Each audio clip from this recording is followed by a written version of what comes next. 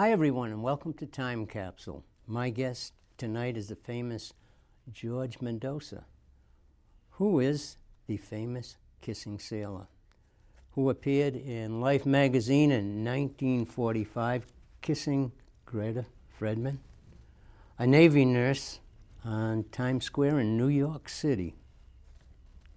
George has a lot of stories to tell, and we're going to hear about some of them today. We have a picture of you when you first joined the Navy. George, tell us about joining the Navy and your military training. Well, in 1942, just after the Japs attacked at Pearl Harbor, I was a commercial fisherman working with my father, and my brothers and I were raised on the water. So naturally, with the war starting, my brothers and I, we all felt that if we went, would be Navy. So in 1942, I went down to the recruiting office, and after they checked out my young life and working on the water, they told me that I could go in the Navy rated as a second-class boatswain mate, and that was a big promotion. So after a while, they told me that there was a big demand for quartermasters and gunner's mates and torpedomen, where they couldn't get out of the civilian population, people with that kind of expertise. So they asked me if I would give up my boatswain mate's second rate that they'd given me going in, and if I would they wanted to send me to quartermaster school, which was visual communication and navigation. So they sent me to quartermaster school here in Newport, and I did 3 months in boot camp here. And then after the boot camp, I did about 3 months in quartermaster school. Mm-hmm. So after the 3 months, I was come out of the school as a third-class quartermaster. So then the Sullivans, just on November the 13th, 1942, the Sullivan brothers were killed in a battle at Guadalcanal. They were on the Juno. So there was a destroyer being built in San Francisco, and they called it the Sullivans. And I was lucky to be assigned to a famous name, and I was real proud to serve her. Did you enjoy being on that ship? Oh yeah, that whole ship, when we sailed for the Pacific in early 43, mm-hmm. There was 25 Sullivans assigned to the ship. And I was the first guy assigned to the ship that wasn't a Sullivan.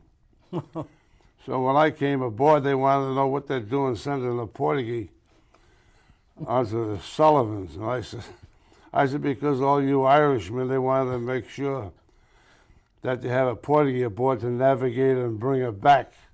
Wow. George, I understand you were at Iwo Jima, and tell us a little bit about that, and tell us also your thoughts. I know you were around when the atom bomb first came out, but let's talk about Iwo Jima if we could first.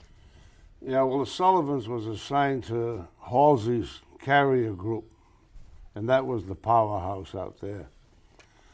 And of course, you mentioned Iwo.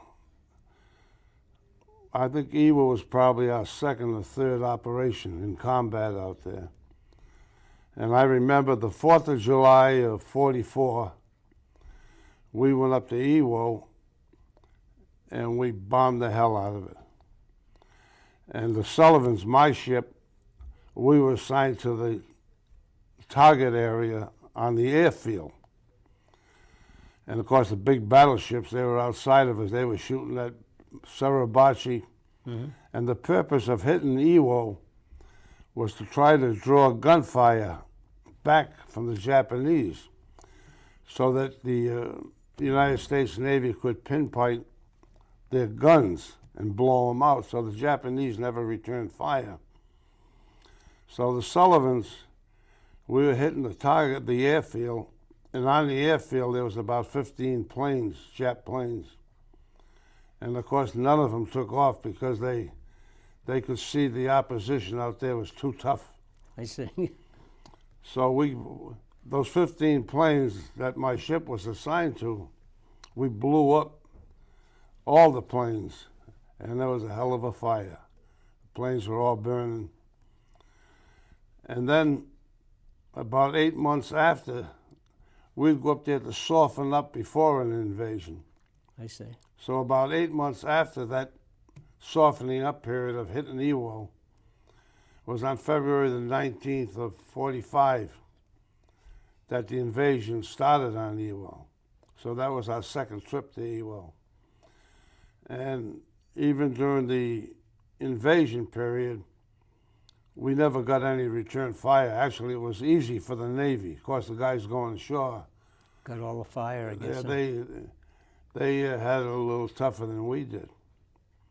But anyway, it wasn't very long when the big ships, the battleships, the cruisers, and the carrier planes, they were off probably 50 miles off of Iwo, because they never come within range of a bombardment if they kept the carriers away. Because the carriers, all their offense was the planes. I see. Was that George? Was that a big island or a small island or?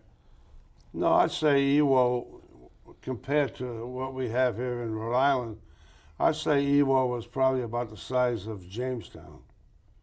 Why was it so important for the United States to get that piece of? Well, I guess at this time of the war, I guess some of the big bombers, the Air Force, I guess they were flying out of Asia, somewhere around Burma, and bombing Japan.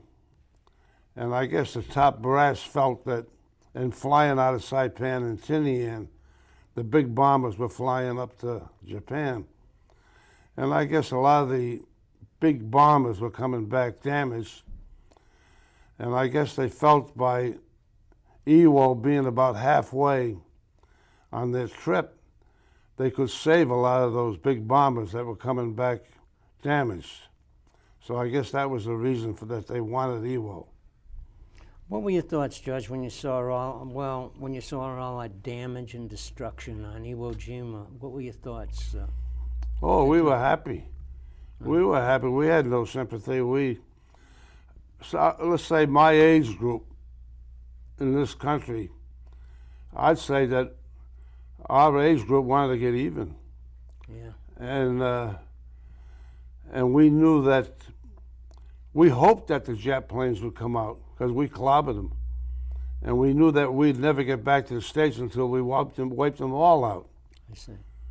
So we had no mercy for them. And George, I know, not to change the subject a little bit, but we're talking about damage and destruction, and I know you were involved in a rescue of getting survivors off a burning ship. What was it like? And we're going to show a picture of that too, if we could.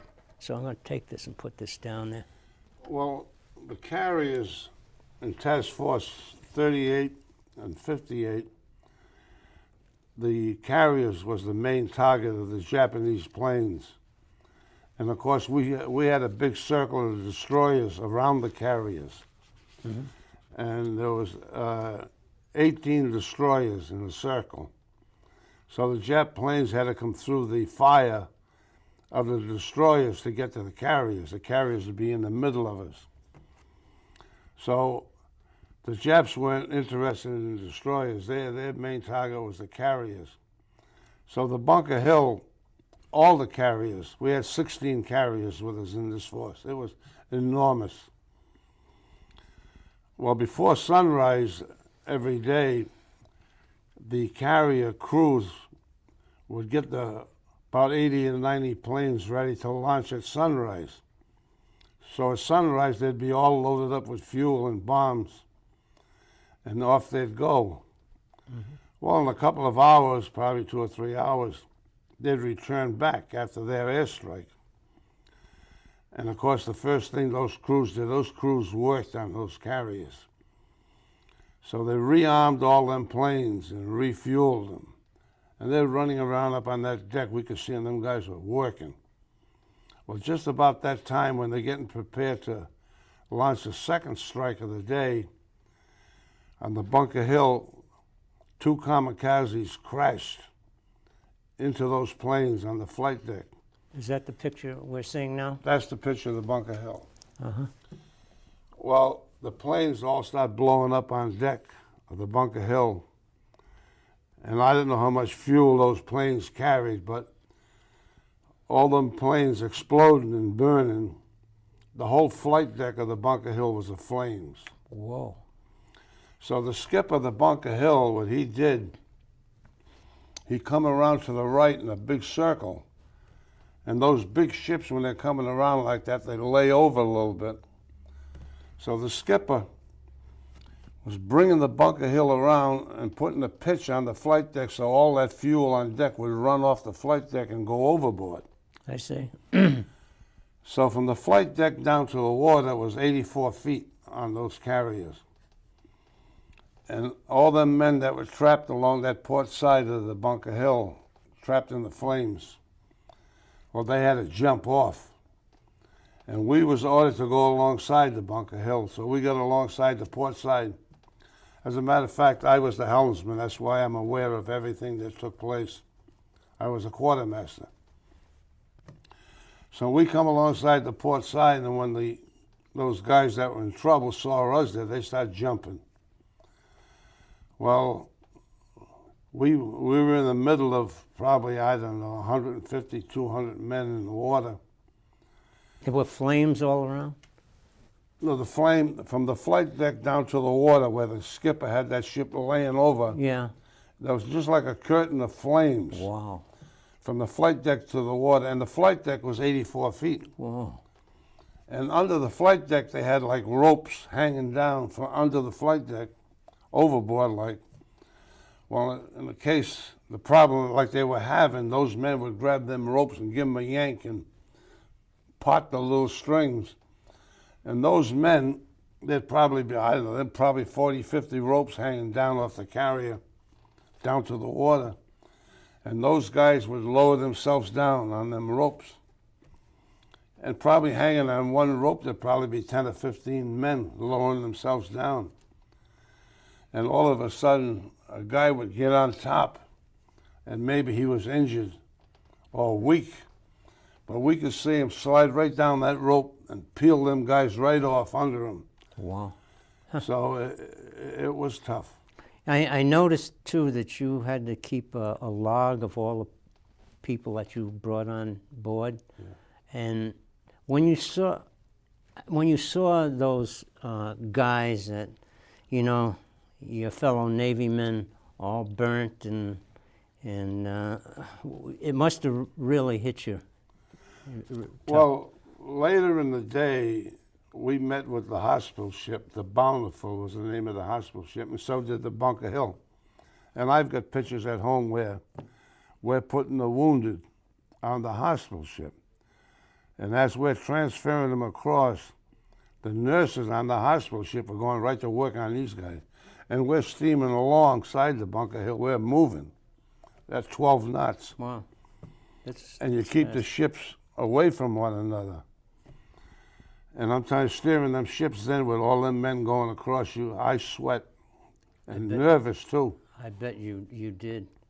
So anyway, the minute we put the wounded on the hospital ship, and I saw those nurses going right to work on these guys, and that's stuck in the back of my head, and it's still there.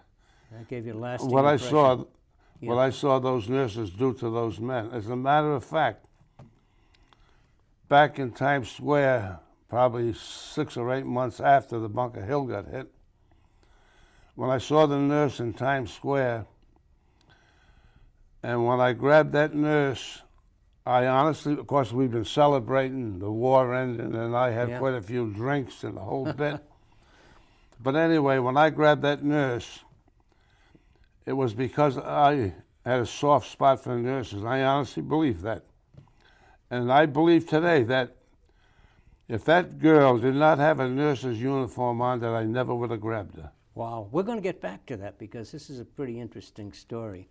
Well, I'd like to ask you what we were going to cover, but what we missed is your feelings, very briefly now, on the atom bomb.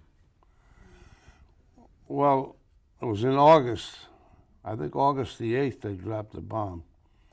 Well, on that date, I was back in the States, and the war, of course, was still on, and my leave was running down, and I had to fly out of New York to go back to Frisco, back to the ship.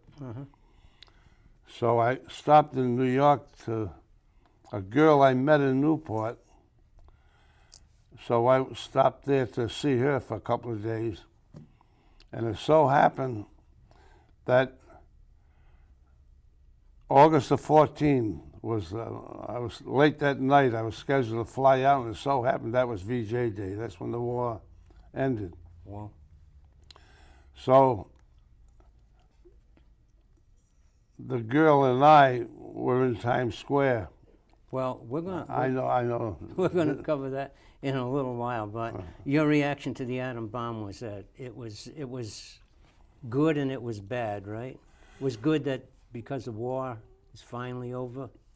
Well, the war, that was, I think, the 8th of August, and of course the war didn't end until the 14th. Wow. So the war was still on when they dropped the atomic bomb. Yeah. But, of course, there was a lot of publicity about the atomic bomb. They dropped one on the 8th, and then they dropped the second one within a few days. Well, I read the headlines in the paper. It didn't mean that much to me. I said, geez, they must have a pretty good weapon. Yeah. But, no, we had, the people, the population had no idea what an atomic bomb was. But then probably as the weeks went by, well, then we began to learn that Japan got clobbered. Once they showed that devastation, I think that really said it all. You may or may not know that George Mendonsa was the famous kissing sailor that appeared in New York City. George, tell us about that.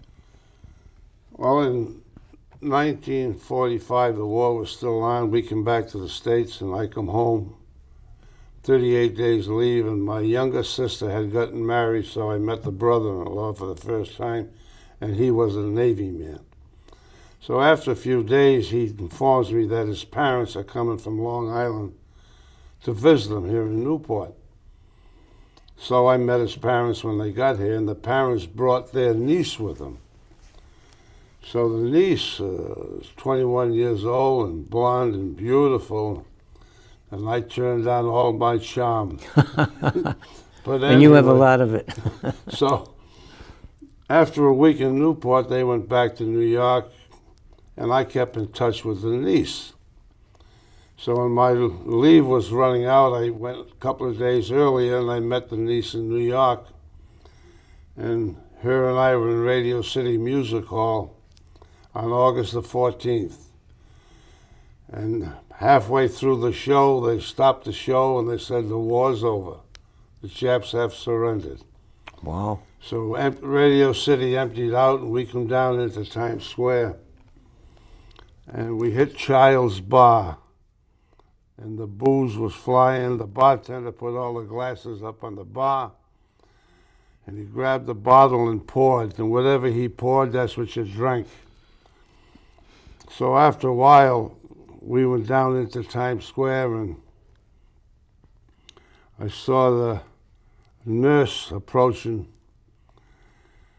And of course, the celebration, the excitement of the war ending, and the nurse's uniform is what did it. It brought you back to... So it brought me back to what I remember, what those nurses did. They did that day with the wounded from the aircraft carrier Bunker Hill. And I honestly believe, so I grabbed her, and I honestly believe that if that girl did not have a nurse's uniform on that day in Times Square, that I never would have grabbed her. Now, your girlfriend was writing back to you. What did she ever think when you went to this nurse and gave her a kiss? Well, no, it was the excitement of the war ending. Everybody was happy. No, it didn't faze her. As a matter of fact, when she kids about it, she says, he grabs the nurse, she says, and I'm grinning in the background like an idiot. Well, she was so happy for you, you know. Oh, he's just happy for the war. Yeah, exactly. And so anyway, this girl in New York, well, then, of course, when the war really officially ended, and I come back to Newport, well, about a year after VJ Day, that girl today is my wife, and she can be positively identified in the famous photo. Okay, she's right in back there. And we're going to show the picture of what she looked like at that particular time. So this picture here was taken, that's her high school graduation picture. Mm-hmm. And that picture was taken probably a year or two before the other picture. So, I mean, there's no changing in her looks. I see. All right. Yeah. Let's go on from that. And now underneath here, let me pull this one off. Now, let's go on and talk about the Life magazine, when you appeared in Life magazine. Well, in 1980, which was the 35th anniversary of the end of the war, Life magazine come out and said, would a sailor come forward and identify himself? I did, and so did about 7 or 8 other guys. But the 7 or 8 other guys, none of them pull anything out of that picture, anything physical out of the picture. And my evidence, Richard Benson, photo expert, he's a dean of art and professor of photography at Life magazine, probably the most famous photo expert in the United States. Well, he found in the picture a lump on inside of my left arm. Oh, I see it right now, yeah. And then he called me in one day and said, I want to look at your left arm. And I said, well, no, I said, the right arm is the one in the photo. He said, I found something on the left arm in that photo. He said, I want to see if you've got it. So I looked at my left arm, and there it is. I can see it from here, yes. Yes. Yeah, absolutely. And there's right. the bump on the inside of my left arm. I see that, yeah, yeah. So what happened after that? Well, then I showed that to Life magazine, but still, they never showed me any real interest in identifying the sailor. What I can't understand, George, is you got all the evidence there, but still there were other sailors that came, up and said they were the kissing sailor. What is their evidence? I mean, they have no evidence. None of them goes into any photo and pick anything out of the photo. Sure, they say word of mouth that I am the kissing sailor. Well, you got freedom of speech in this country, so I guess they can say anything they want. But they never brought anything forward. And as a matter of fact, a few of them contacted me, and I've got some tapes at home of interviews that I did with some of these guys, and it's real filthy. wow. I mean, real nasty. Well, George, didn't they also do tests on your facial quality to see if that was how you aged through the years, to see if that was genuinely you? Well, my neighbor happened to be a retired captain. Mm-hmm. And when he moved in, he heard that I was the kissing sailor, so him and I became quite friendly. So he took all my evidence over to the Naval War College. And at the Naval War College, they had me go up to Mitsubishi Research Laboratory up in Boston. Well, Mitsubishi is developing a camera that can take 4,000 shots a minute. And when people are boarding the plane, that camera is going to be capable of taking the fingerprints, the ID card, and the face of everybody that boards the plane. So in other words, they took a copy of my face through computers, and they de-aged my face back till I was a young kid.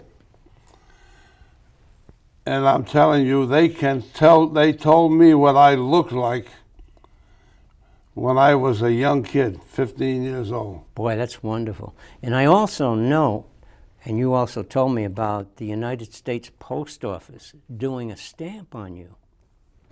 Well, you can't hold that up, Judge, but just tell us about it. Well, I have a form here from the United States Post Office. In 1995, which was the 50th anniversary of the end of the war, the Postmaster General in Washington designated this photo as a commemorative stamp. And the post office contacted me and asked me to prove to him that I was the sailor. Well, the post office came to my house, the Postmaster General, and presented me with the first issue of that stamp. And then I got a telephone call from a stamp collector, and the stamp collector asked me if I had the stamp, and I says, yes, I've got it.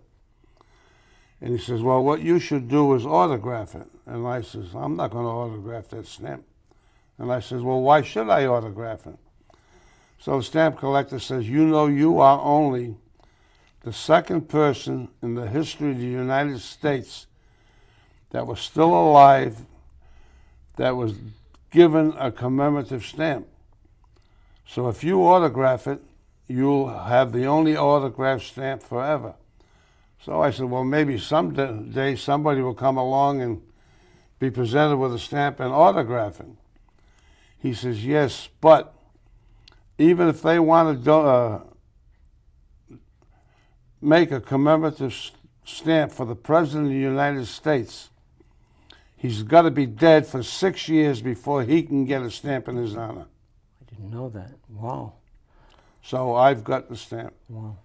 Well, listen, we have, I know that you had a reunion, and we never even mentioned the person's name, that the nurse that I think that you kissed. What was her name again? Well, there was 4 or 5 girls. And here's the picture right here, that at the reunion. We can take a look at that. Yeah, well, Life magazine contacted Greta Freeman. She lives down in Maryland. Well, this girl, she was born and raised over in the middle of Europe. I forget the country. Mm-hmm. But there was 3 sisters, and they were Jewish. So when Hitler started going through Europe, their parents sent one of the sisters to Israel, and the other 2 sisters, the parents sent to the United States to get them out of Europe because they knew what Hitler would have done. So that girl, I believe, is the nurse. And the reason I say she is, the other girls that claim to be the nurse are all under 5 feet tall, which would make a lousy comparison to me to match against the famous photo. And Greta Freeman is the only person that I believe has the height that can be compared against my height. And after the war was over is when those girls found out that the parents all executed in Auschwitz. And folks, for those people out there that would like to know more about this kissing sailor, Larry Beria, he has come out with a book called Like His Notes, The Story Behind the Real Kissing Sailor. And it goes beyond proof that you are the original kissing sailor. Again, George, we want to thank you for coming on, and thank you for watching Time Capsule.